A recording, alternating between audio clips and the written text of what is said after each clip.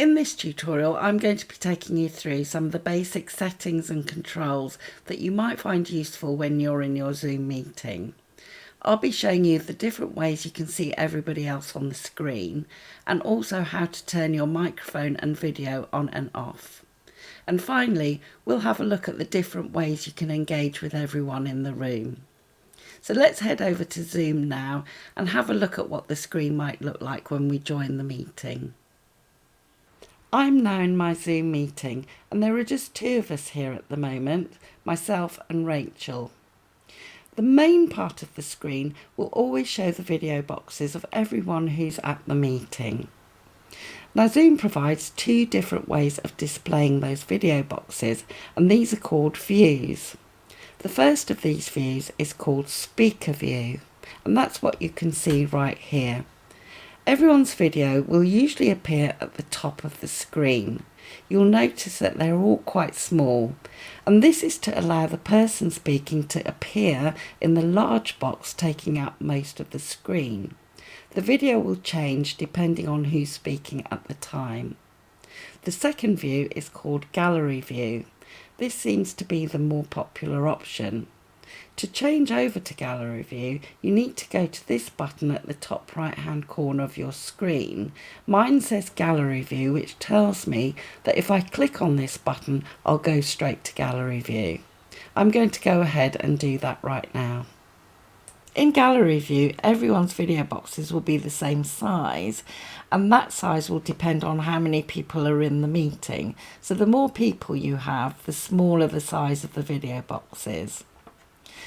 The video box of the person speaking will be highlighted with a yellow border around it, and this just gives you an idea of who's speaking at the time, and it's quite handy if there are quite a few people in the meeting. If I want to swap back to speaker view, I can just click the button again, and this time it'll say speaker view, telling me that if I press it, I'll be going to speaker view. So I'll click that now, and we're back in speaker view. I'm going to go back to gallery view because that's the view I prefer. Now there's one more button I want to point out, and that's this button over here. It looks like a small box. This is the full screen button. If you want Zoom to appear full screen, you can click this, and that just means Zoom will take up the whole of your screen size. If you want to come out of this, you just need to press exit full screen. Your microphone and video controls can be found at the bottom left hand side of your screen, and they're represented by a microphone icon and a video icon. So here's the microphone icon, and to turn your mic off, that is to mute your microphone, you just need to click it once. And to turn it back on again, that is to unmute it, you just need to click on it again. The video works in the same way. You can click it to turn your video off, and you can click it again to turn your video back on again. So you'll know your video or microphone is off because it will have a red line through it. I'm just going to turn my video off now. And this is just so that we can focus on the rest of the controls that you'll find at the bottom of your screen. The Participants button opens up the Participants panel, so let's just click on that now. This panel provides a handy list of everybody who's in the room. This is useful if the room is quite full because it can be quite difficult to see exactly who's there. At the bottom of the panel, you'll see some additional icons. Now, the first of these is raise hand. If you want your host to know that you'd like to say something, you can just click this button.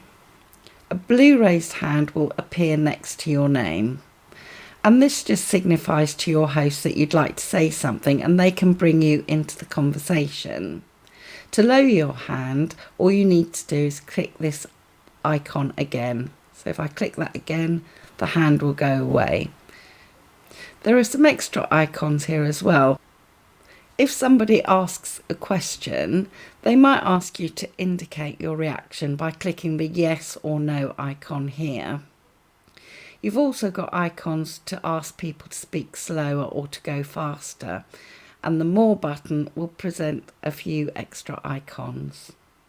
We'll leave the participants panel open and we'll go ahead and look at the chat box. Now to open the chat box, you just click the icon here. So I'm just going to do that now.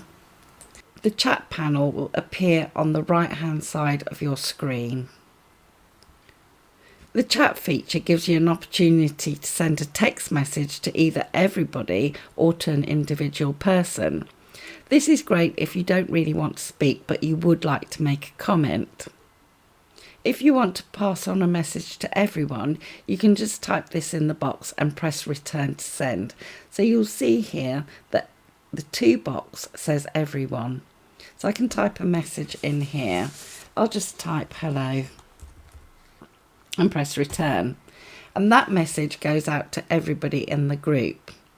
If I wanted to send a message to an individual person, I could click this arrow here to get the list of names. Now there's just Rachel in the group, so I can click Rachel's name and the to will say Rachel and it will indicate that this is a private message here. So I can send a message to Rachel. Can you hear me, Rachel? And when I press return, it'll send directly to Rachel. Nobody else will see it, and you can see that it says privately here, and that just tells me that it's only gone to Rachel. If I want to send a message to everybody again, I need to make sure that I've chosen everybody in the drop down box here. The final button at the bottom of the screen is reactions. So if I click on it, I have an option to clap my hands or show a thumbs up. And that will appear in your video box. There you go. You don't have to click on it again for it to go away. It'll just go away on its own accord. You don't have to tell anyone that you're leaving, particularly if people are deep in conversation. However, you might want to put a message in the chat box just to let people know that you've gone. To leave the meeting, you just need to click on the red button here that says leave. If I click on that, I'll get an option to leave the meeting and I just need to click that. Congratulations, we've successfully left the meeting. I hope that this tutorial has helped you to become more familiar with the basic controls on Zoom, and this should make you feel much more confident in your meetings.